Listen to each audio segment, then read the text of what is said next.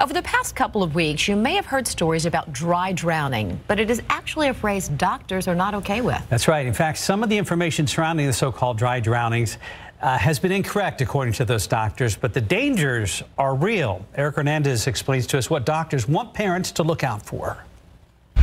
A recent case of apparent dry drowning has parents on alert this summer, but the term dry drowning is not liked by doctors. Basically, we refer to things as either near drowning or drowning. So a near drowning kind of is that catch-all term that's any sort of event where someone goes under the water unexpectedly. When a near drowning happens, a person may never lose consciousness, but could develop symptoms later within 24 hours. All those patients need to be seen right away, even if it seems relatively minor and they didn't necessarily become unconscious.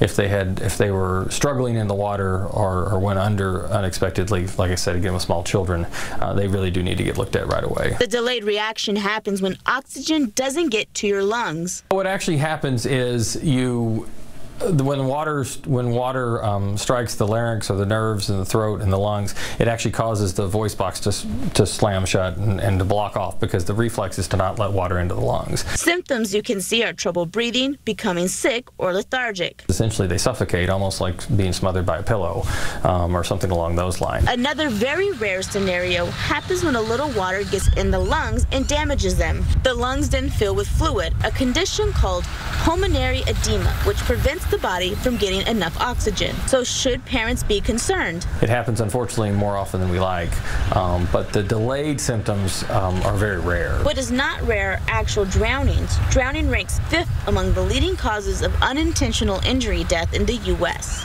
According to the CDC, 1 in 5 people who die of drowning are children 14 and younger.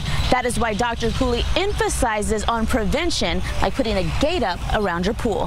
What our goal is always, especially for stories like this, is to focus on the prevention, as well as just the early recognition and just to seek medical care immediately. 1, 2, 3, go!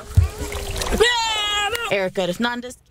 And as hot as it gets here, there's going to be a lot of people swimming, so that's some good advice. Erica joins us now to kind of debrief that story. Let's talk about the case that brought this whole issue up of the apparent dry drowning, even though we're not going to call it that anymore. Remind everybody about that story. So that happened last week in Texas City. I think he was 4 years old, was out in the ocean. His parents, I guess he went under, may have gasped in and breathed in some water. So a couple days later, they started noticing symptoms, and he ended up dying. So that's why they called it a dry drowning, because he died outside of the water. And I thought he was okay, but there might be bacteria or something associated with that. Yeah, so apparently, the doctor we spoke to hasn't seen the files of this case and doesn't know exactly. But from what he's heard, he said it doesn't appear to be dry drowning because the symptoms have to happen within 24 hours. So if you wait any days longer, it could be a pulmonary edema, which we've mentioned in the package. Right.